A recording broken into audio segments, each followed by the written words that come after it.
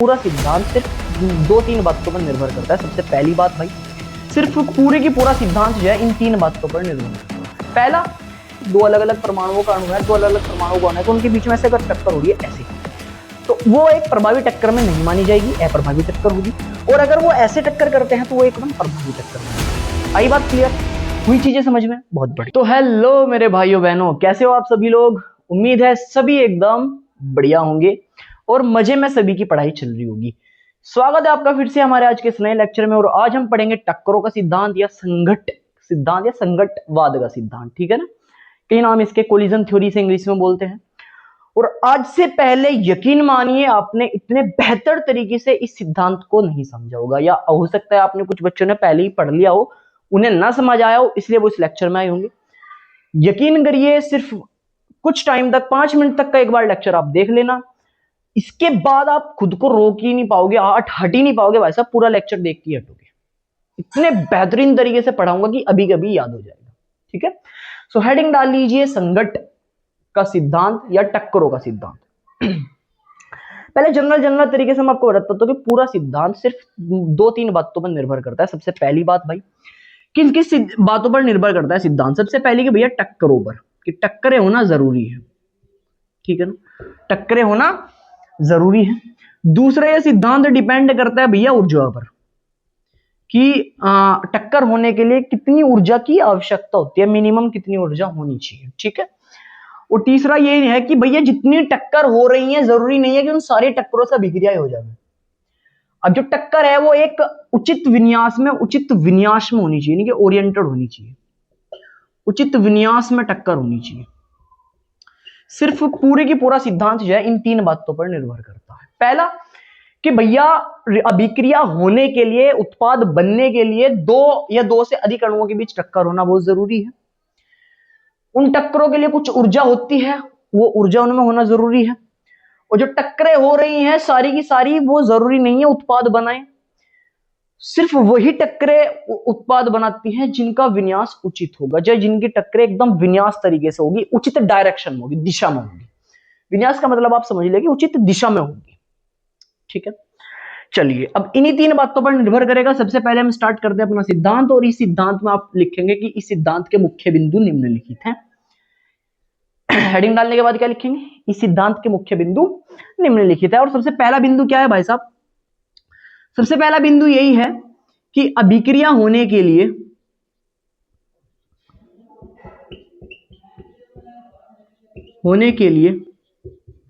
अभिकारक अणुओं के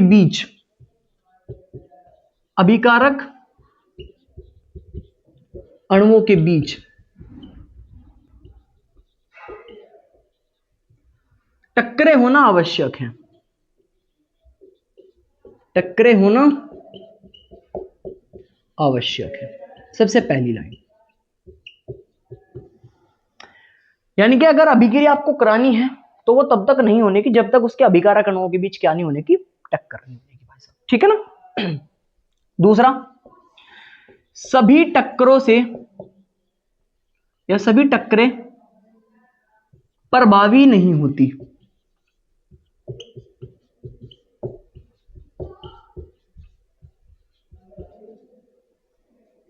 वे टक्करें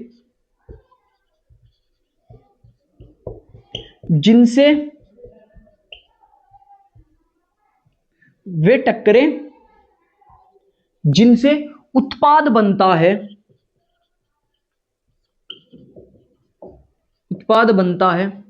प्रभावी टक्करें कहलाती हैं।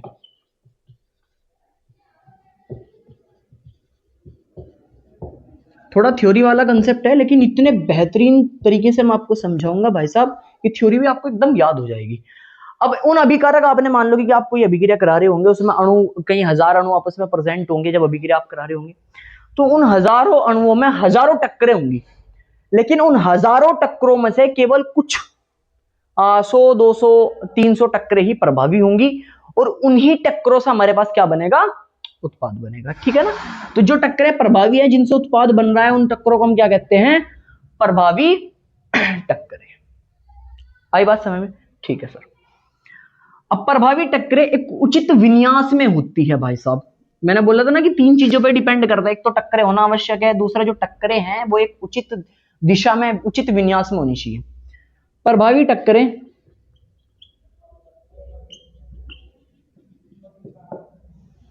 उचित विन्यास में होती हैं, उचित विन्यास में होती है। अब सर ये चीज हमें समझाओ डायग्राम से। देखो भाई ये चीज मैं आपको डायग्राम से समझा दूंगा कि उचित विन्यास से मतलब क्या है। जो प्रभावी टक्करें हैं वो उचित विन्यास में होती है। कैसे, देखो जरा। मान लो आपके पास ये कोई अणु है जिसमें एक परमाणु ए का है, एक परमाणु बी का है, और इसकी अभिक्रिया एक और अणु से हो रही, ए से हुई और बी से ही। तो जब इनकी आपस में आप टक्कर कराओगे ना तो भाई साहब बी का ए के साथ टक्कर होगी, लेकिन इस ए की इस बी के साथ टक्कर नहीं हो रही है। तो इधर जो उत्पाद बनना था, इधर जो उत्पाद बनना था वो नहीं बनेगा। क्यों? क्योंकि जो इनकी टक्कर हो रही है ना भाई साहब वो प्रभावी नहीं हो रही जिस तरीके से होनी चाहिए थी कि ए की ए के साथ टक्कर हो, बी की बी के साथ टक्कर हो, प्रॉपर टक्कर हो। इसमें सिर्फ बी की और ए के साथ हो रही है, और ये बी तो दूर है, एक दूसरे से टकरा नहीं पाने। क्यों? क्योंकि ऐसे तरीके से इनकी टक्कर हो रही, इस तरीके से सॉरी इस तरीके से इनकी टक्कर हो रही, जबकि होनी कैसे चाहिए, ऐसे। ठीक है ना? कैसे, अभी देखो जरा। अब इनकी प्रभावी टक्कर कैसे होगी, ये अप्रभावी टक्कर है, ठीक है ना, अप्रभावी टक्कर। प्रभावी टक्कर कैसे होगी, ये है भाई साहब अप्रभावी, अप्रभावी। तो सर प्रभावी कैसे होगी? प्रभावी होगी कुछ ऐसे कि ए और बी इस तरीके से रखे हों, ये ए और बी है, इसको ऐसे कर दो और इसकी टक्कर आप करा दो ऐसी तरीके से एक और के साथ, ए और बी के साथ, यानी कि इस ए की इस ए के साथ, इस बी की इस बी के साथ। जब दोनों के आपस में टक्कर होगी तो अभिक्रिया हो जाएगी, और यहां पर मेरे पास दो ए और बी बनेंगे, दो ए दो बी, ऐसे जनरल मैंने एग्जांपल लिया है, ठीक है ना।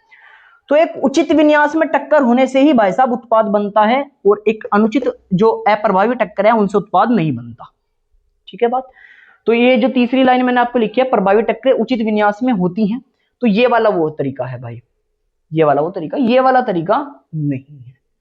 हुई बात क्लियर?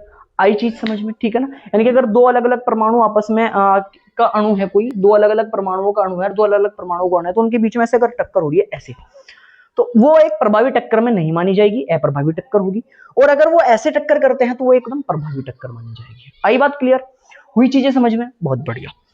अब ये सारी चीज जो है हमने टक्कर वाली और विन्यास वाली कर ली, यानी कि मैंने आपको स्टार्टिंग में 2 पॉइंट बताए थे वो हमने खत्म कर लिया, पहला और तीसरा। अब बात करते हैं ऊर्जा की। इसके बाद मैं आपको उसका पूरा ग्राफ भी समझाऊंगा डायग्राम के साथ, ठीक है। तो इसे उतारिए, फिर मैं चौथा पॉइंट लिखता हूं। तो चलिए चौथे पॉइंट की तरफ अपने चलते हैं। और चौथा पॉइंट हमें क्या बोलता है भाई साहब, ऊर्जा के बारे में बात करेंगे। देखो किसी अणु के पास, जो भी अणु मतलब रासायनिक अभिक्रिया में भाग ले रहा होगा, जो अभिकारक अणु है, अभिकारक अणुओं के पास अभिक्रिया के लिए जो न्यूनतम ऊर्जा उपस्थित होती है उस ऊर्जा को दहली ऊर्जा कहते हैं। देखो कैसे, अभिकारक अणुओं के पास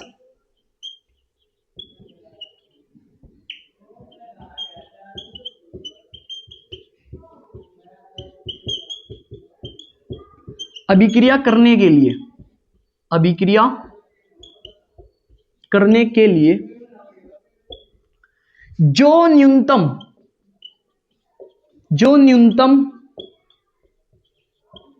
ऊर्जा होती है उसे दहली ऊर्जा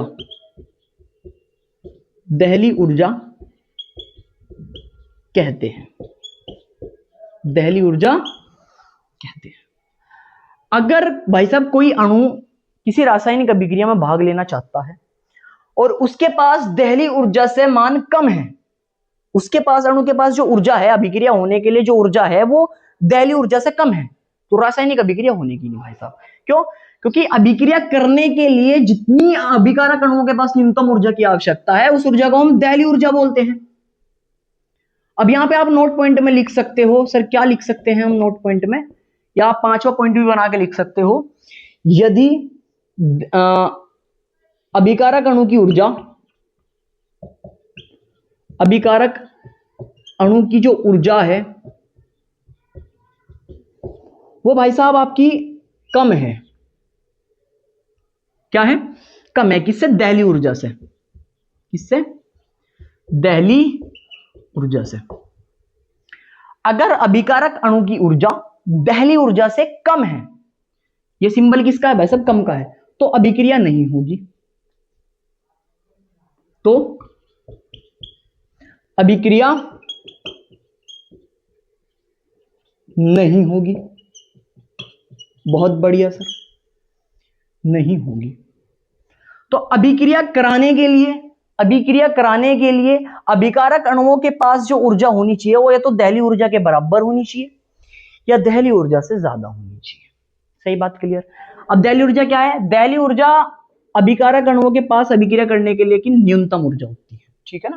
यानी कि अगर जो अभिकारक अणु किसी रासायनिक अभिक्रिया में भाग ले रहे, उन्हें उस अभिक्रिया से उत्पाद बनाने के लिए जितनी न्यूनतम ऊर्जा की आवश्यकता होगी उसी ऊर्जा को दहली ऊर्जा कहते हैं। लेकिन अगर उस दहली ऊर्जा से उनमें ऊर्जा कम है तो अभिक्रिया नहीं होने की, भाई साहब, सिंपल सी बात है, ठीक है ना। बहुत बढ़िया। क्यों? इतनी ऊर्जा का होना जरूरी है तभी अभिक्रिया होगी, इसका मतलब ये है। कोई बात क्लियर? बहुत बढ़िया। अभी ऊर्जा से रिलेटेड एक पॉइंट और आता है जिसे हम बोलते हैं सक्रियण ऊर्जा। सक्रियण ऊर्जा ये एक तरीके से समझिए बैरियर है भाई, यह ऊर्जा का बैरियर है, यह ऊर्जा का बैरियर। बैरियर क्या होता है? जो किसी चीज को होने से रोकता है। बैरियर क्या होता है? जो किसी चीज को होने से रोकता है। तो ये एक तरीके का बैरियर है जिसमें अभिकारक अणु को जिसे पार करना पड़ता है अभिक्रिया करने के लिए। अभी देखो डायग्राम से सारी चीज समझ में आएगी। एक तरीके से एक बार लिख लो, यह ऊर्जा का बैरियर है जिसको अभिकारक अणु द्वारा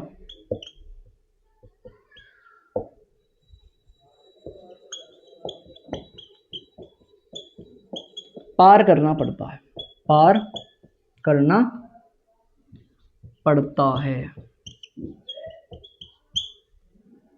कोई बात क्लियर? अब ये पूरी चीज मैं आगे आपको समझाऊंगा, ग्राफ में टेंशन मत लो। एक लास्ट पॉइंट और लिख लीजिए भाई साहब, एक लास्ट पॉइंट और लिख लीजिए भाई साहब। क्या होता है कि जो हमारे पास अभिकारक होते हैं, मैं डायरेक्ट लिख रहा हूं फ्लो चार्ट में, जो अभिकारक होते हैं जब वो दहली ऊर्जा तक पहुंच जाते हैं, यानी कि उनकी जो दहली ऊर्जा है वो मतलब सक्रियण ऊर्जा को पार कर लेता है, इस बैरियर को पार कर लेता है। तो जैसे ही वो इस बैरियर को पार कर लेता है, टॉप पर आता है एकदम, तो वो एक स्टेज बनाती है जिसे बोलते हैं सक्रिय संकुल, यानी कि एक्टिव कॉम्प्लेक्स, ठीक है भाई साहब। और इसी से ही डिपेंड होता है, इसी एक्टिव कॉम्प्लेक्स से डिपेंड होता है कि सक्रिय संकुल आगे उत्पाद में बदलेगा या वो उत्पाद में ना बदलकर वापस किस में बदलेगा? अभिकारक में, ठीक है। ये जो स्टेज आपको दिख रही है ना सक्रिय संकुल, ये एक अस्थायी स्टेज है। कैसी है? एक अस्थायी।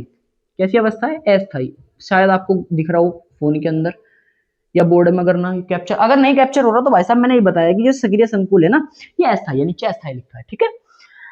ये अवस्था टिकी नहीं रह सकती, अस्थायी अवस्था है। अगर ये अवस्था बन गई तो इससे या तो डायरेक्ट फिर उत्पाद बनेगा या फिर डायरेक्ट इससे क्या बनेगा? अभिकारक। अब जितने भी 6 के 6 पॉइंट मैंने यहाँ पे लिखे हुए ना, सबके सबको मैं आपको डायग्राम में एक्सप्लेन करता हूँ बेहतरीन तरीके से, ठीक है ना।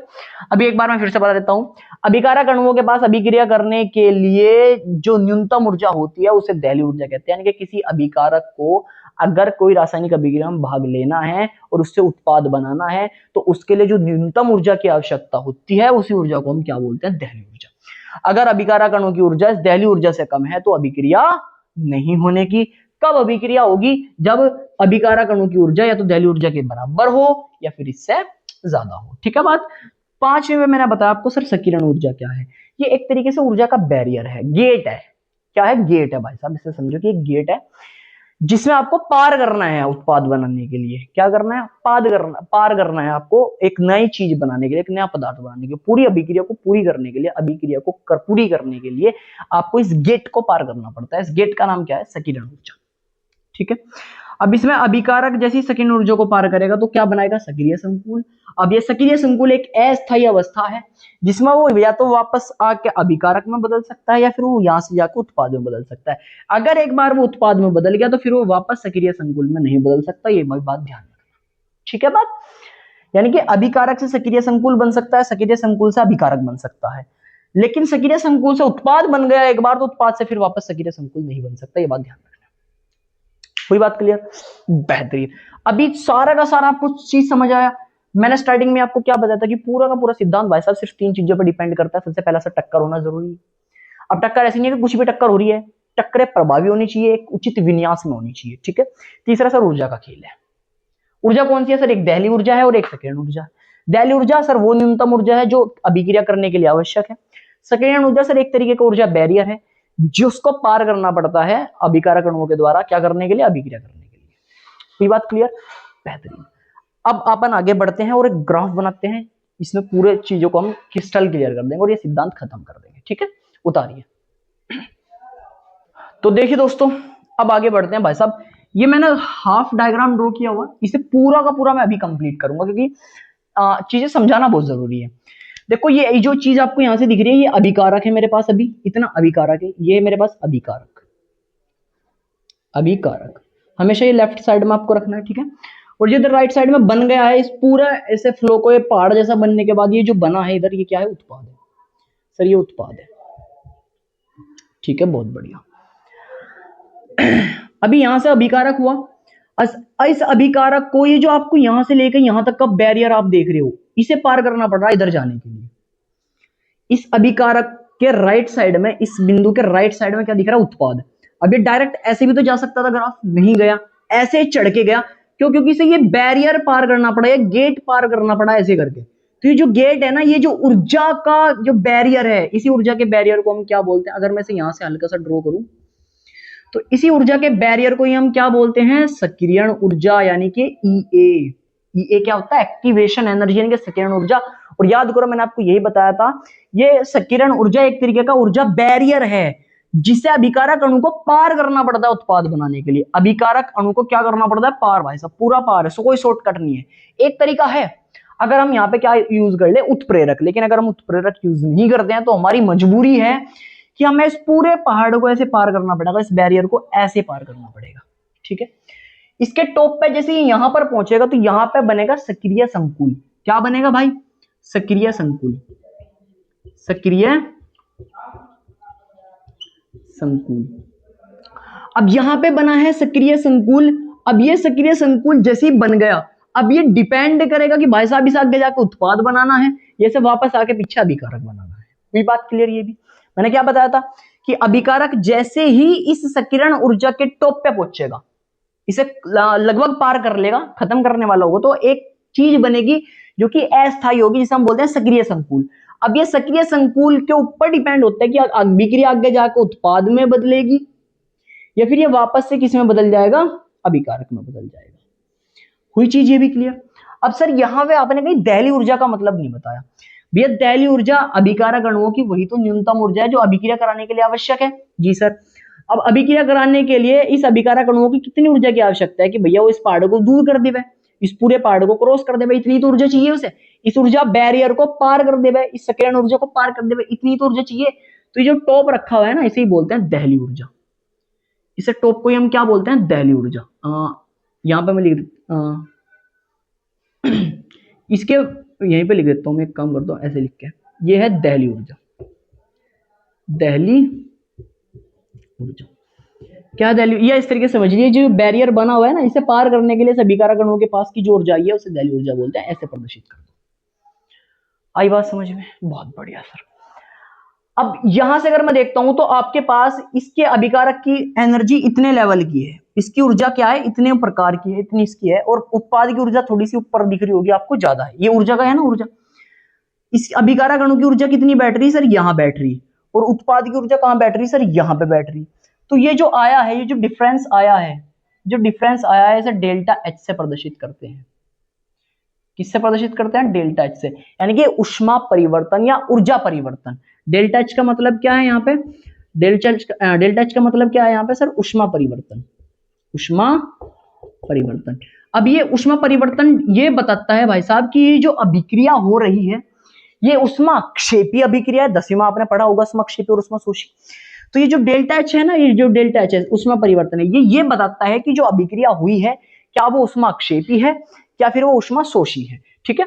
ऊष्माशोषी मतलब जिसमें ऊष्मा का खर्च हुई हो, जिसमें ऊष्मा एब्जॉर्ब हुई हो, या ऊष्माक्षेपी जिसमें ऊष्मा निकल ली हो, ठीक है।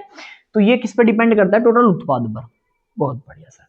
अब बताइए क्या ये ग्राफ आपको पूरे अच्छे तरीके से समझ आया? ये जो डायग्राम बनाया हुआ है आया, क्लियर हुआ? पूरी की पूरी थ्योरी क्लियर हुई? हल्का सा कॉम्प्लेक्स लगाओ, कुछ नहीं है भाई साहब। तीन चीजें फिर से बोल रहा हूँ। सबसे पहली सर टक्कर होना, दूसरी बात सर टक्कर सारी प्रभावी नहीं होती, केवल प्रभावी टक्कर है जिनसे उत्पाद बनता है और वो एक उचित विन्यास में होनी चाहिए। पूरा डायग्राम बना के दिखाया मैंने आपको। तीसरा सर ऊर्जा। ऊर्जा सर दो प्रकार की है, दैलीय ऊर्जा। दैलीय ऊर्जा सर वो न्यूनतम ऊर्जा है जो अभिकारक के पास किसी अभिक्रिया को पूरी करने के लिए होनी चाहिए। एक है सर संकीर्ण ऊर्जा, यानी कि ये क्या है सर? ये क्या है? एक तरीके का ऊर्जा बैरियर है। क्या है?